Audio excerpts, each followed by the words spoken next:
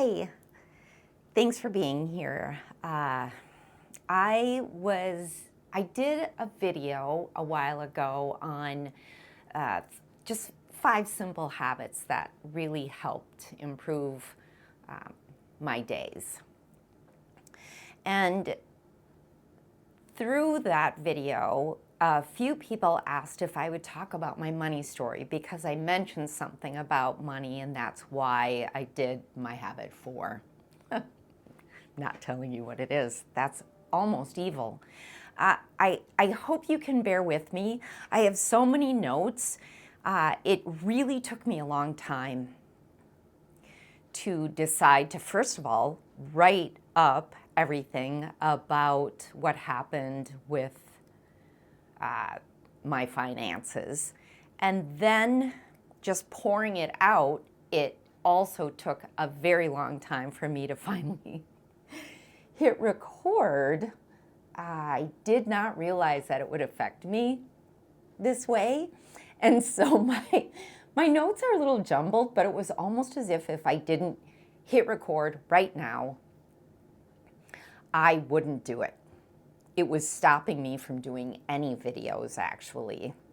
So apologies for that. If you're new here, no apologies. I'm Amy. This is Aging Audaciously, where we have fun breaking the rules. So, my money story. I'm just gonna set the stage. I was working a part-time job that I absolutely loved with public library system. I had been at the top of my pay scale for 8 years. So this is in, let's see, I was maybe 50, so 15 years ago, 14, we'll call it 13 years ago, okay? $15 an hour. I was constantly overdrafting. Is that a word? Is that how you say it? Anyways, I constantly had overdrafts. And I decided to get a credit card. Well, it was sent, right? They send you all these things in the mail. Hey, get this credit card. Okay, so I thought, oh, this will help. Here, great, I get to spend money I don't have and feel better about myself because I can spend money that I don't have. I had a total of $35,000 by the time it was all said and done. $35,000 in credit card debt. And since I was only making $15 an hour, working part-time. Saying this out loud, it sounds ridiculous, but that was the reality. So you can imagine I could only pay the minimum each month. And it was 2 separate credit cards, so we have 2 minimum payments. My husband did not know that I had these 2 credit cards. That in and of itself was just so weird. But I'm wondering if maybe it's not that weird. If maybe women in general tend to be worried or something about their money and don't want to completely share all the information. Anyways, at that point, I would get these bills in the mail, and I was so disconnected from the reality of $35,000 in debt and me only working part-time and making $15 an hour that I would look at these bills and sometimes almost laugh. And I don't mean laugh, but it was almost like, what the hell? Something like that. But I kept thinking, oh, something will happen. Something out here will happen that will save me. I'll win the lottery. Even though I wasn't buying lottery tickets. Something will happen to save me. I wasn't doing anything. I wasn't actively cut up the cards and try and pay more than minimum. I was just magical thinking myself into the biggest hole that ever existed. So I was, here's the thing too, is that the money, I kind of nickeled and dimed. How do you nickel and dime yourself to $35,000? Well, you go shopping every week at the thrift store. You buy your kids little things that they don't even ask for or need. You donate more money than you would if you were just using your actual paycheck to organizations and things that you thought were beneficial for society. The one active thing I did, God, so weird. I got a box and I painted it black, and on the inside I put like little Reynolds wrap things that were supposed to be like mirrors that were supposed to again, magical thinking. You put your bills inside this box and you close it up, and it's like the universe will take care of it. Now, believe me, I'm actually pretty woo. I'm like super woo, right? I believe in the universe and things, and I also believe in God. I believe in a lot of different things. But that was the one active thing I did, was to put my bills in this black box, thinking that something magical would happen. Well, one day something did happen. I was at work and I got a phone call from my husband. And he started out by saying, I was talking to a banker about refinancing our house. And he said, everything looks great, except for these 2 credit cards that your wife has. And that's how he found out about it. So he calls me at work and he tells me this. And my initial reaction is that the floor drops out from underneath me. It feels as if just falls over me. I am the jig was up, right? And I can't even describe how I felt, except that the floor did fall away from me. That's what it felt like. My second reaction was anger. And I wasn't angry with myself. I was angry at my husband for finding out. Again, when I say this, I can't even believe that I felt that, but I'm being honest, and that's what I felt. And I think I felt I had so much work to do. Let's just get that on the table, all right? So much work to do with my money beliefs, with other beliefs, with all kinds of things. Spoiler alert, that incident, him finding out, is probably the best thing that could have happened for the situation. The best thing that could have happened was that I was a completely healthy individual who had a good sense of money and was not underemployed. That would have been the best thing possible. Barring that, the best thing that could have possibly happened was my husband finding out. Well, maybe it would have been me telling him. Okay, it was the third best thing that could have happened. And the reason why it was the best thing that could have happened is because then we couldn't ignore it. We literally could not ignore it. And because of what happened, fast forward to now, we both know we can work through anything. Anything. Nothing could come up that could derail us. So it was bad. It was bad. And I still had half a day's left of work that I have to get through. And building up. So fear, anger, resentment, shame, just like all these things inside of me. Oh, yeah. And then I drive home. I think I blacked it out. I can't remember what happened when I got home. I just know that it was like I was just trying to survive, right? At that point, it was like survival mechanism. I was just trying to survive. And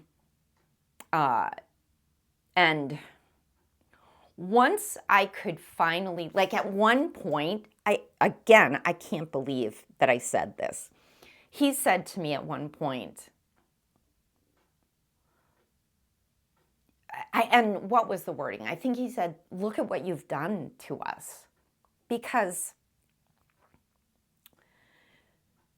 well, look at what you've done to us. And I said, oh dear God, I said, I didn't do it to us. I did it to me. How selfish. How close-minded and selfish could I be? Wow. It was like scrabbling for purchase, right? Saying anything, trying to just get out of it. Luckily, I understand. I did it to us. And I got to the point where I could understand that. I looked up, I had heard the term before, Debtors Anonymous, and I looked that up. I started going to classes. My husband and I, many arguments and lots of talking and tears and all kinds of things. We decided to refinance the house. Now I also, full disclosure, Lord Almighty, I would hate myself if I hadn't already worked through this, and I do not blame you if you're like, you're the worst human being ever. Our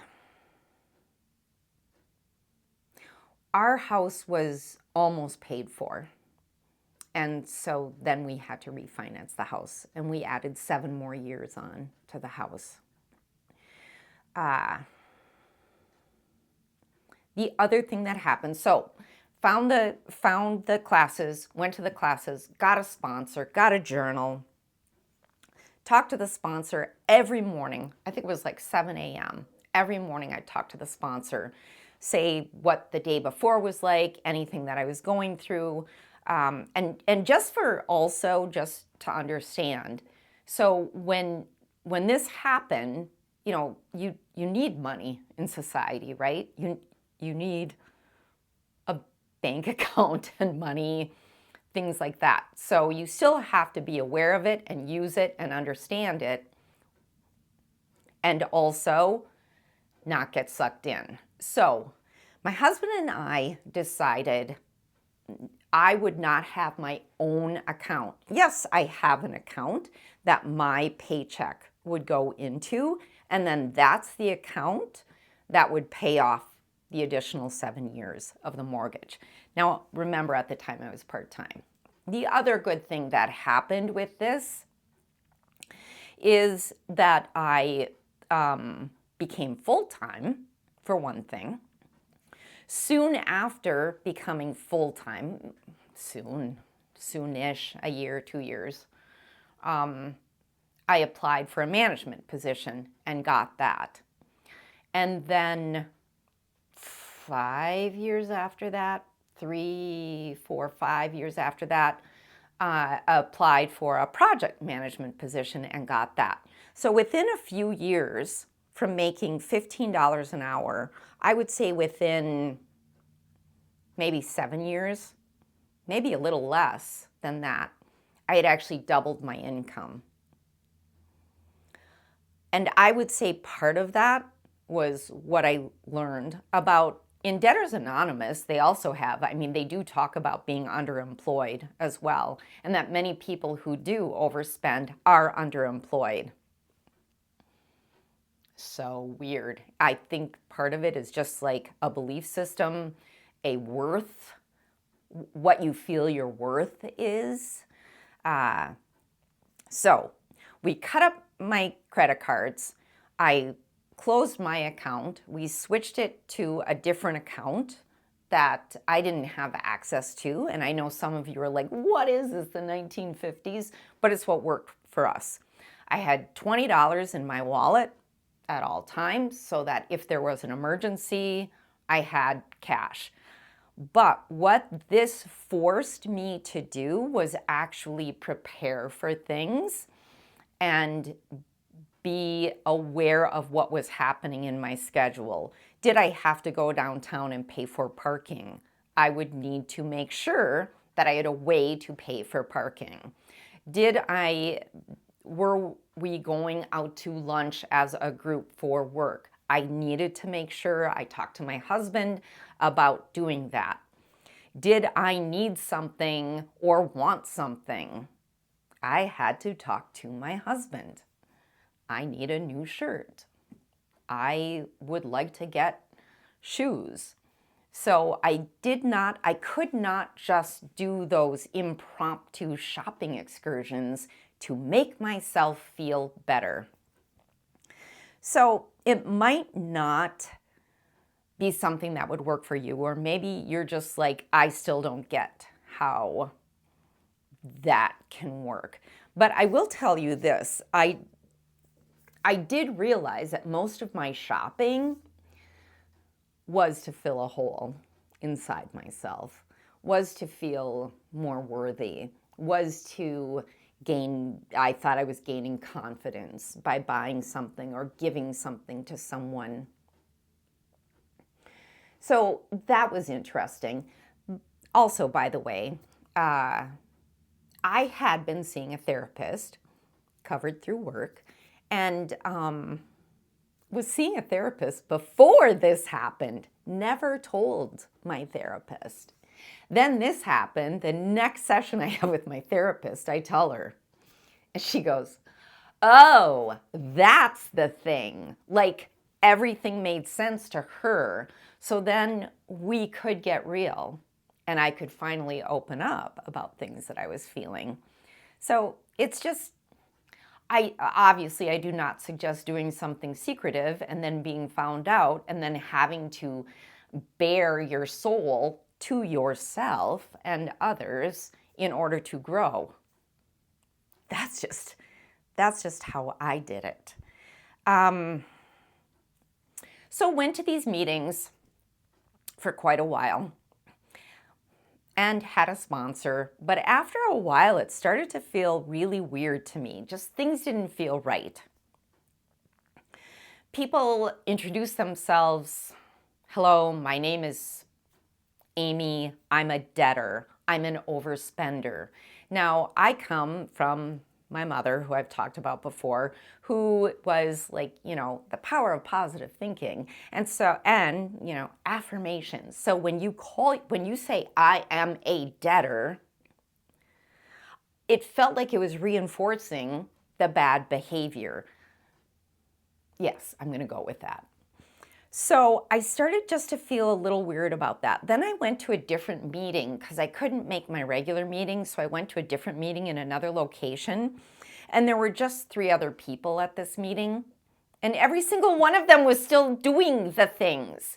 Like they weren't, and then they were making excuses. And so I just went, that was sort of the deciding factor for me. I just went, I don't think I want to go to these anymore. And my husband and I talked about it, and he agreed. I continued seeing my therapist. I worked with that.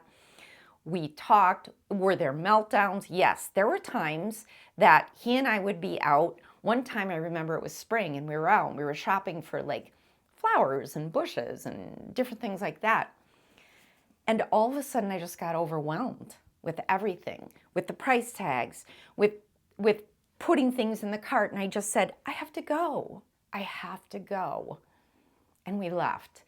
And I think it was at that point that he realized, oh, okay. Like, this is hard. It was hard to work through. Where am I? Oh, one thing I do want to let you know, what an amazing introduction to shadow work this was, right? Oh, these are all the things. Like, things came up from my childhood. Things came up from, like somebody saying, you don't know the meaning of $1. Like, you don't know that. And that just stuck in my head. I'm not blaming other people for what I did. I'm really not. But so have a new job now, making way more money. I'm paying the mortgage. Like, I'm seeing the numbers go down. I'm feeling good about myself. My husband and I are doing really great. I was having fun. A friend and I started a podcast. We actually just finished that. We did it for 4 years. It was a lot of fun. And that same friend, I got to a point where I went, I feel really secure in myself, in my ability to be discerning and thoughtful and have critical thinking around money and spending, that I think I'm ready for my own account. Because it literally had been like 10 years, something like that. And that same friend helped me. I wrote down my question, and I found it the other day. How might I access my bravery and determination to be able to talk to my husband about money? Meaning about me having my own money. So she and I, my friend, talked about this and literally worked out a way for me to talk to him in a way that he could hear, which was, I think I'm comfortable with this. I want you to be comfortable with this. And we figured out what worked for us. So I now have, spoiler alert, I have my own account. I have a certain amount of money in there, and I get a certain amount every week in there. It is, for me, it's like discretionary. I can use it how I see fit. If I'm going to have a large purchase, I still talk to him. So again, you still might be going, you get an allowance. It's what's working for us. We can talk about anything now, not just money. We literally can discuss anything at this point. And I do feel it is because we had to go through this hard thing. It was so hard. It was like marriage ending hard. And now we are good. And I guess I would say, do I still have work to do? Of course. I don't think we're ever done with figuring things out about ourselves, learning new things about ourselves. Things come up. Gosh, I went on a fabulous trip with my sister quite a few years ago. We went to Las Vegas. I don't think I was completely, I wasn't at the point I am now. And there were times that I got totally overwhelmed. Also, note to self, might not be the best location for someone who in the past has overspent. But I'm happy to go anywhere else with my sister. So that is my money story. And it's not... I think the main point that I want to leave everyone with, and myself, is that, again, it's so important to be honest with ourselves and to take the time to be reflective and to think about what we're doing and potentially why we're doing it, instead of just doing what I was doing, which was like, don't look at that. That was not the way. I had to look at it and go through hard times and create a hard situation. And I don't wish that on anyone, but I do wish reflection and talking about hard things and maybe even owning up to things that you didn't want to own up to. All right, this is long enough, and I need to eat. Thank you so much for being here. If you're here till the end, bless you. I don't know why I said that. Anyways, thanks a million. Not dollars, though. All right. See you next time.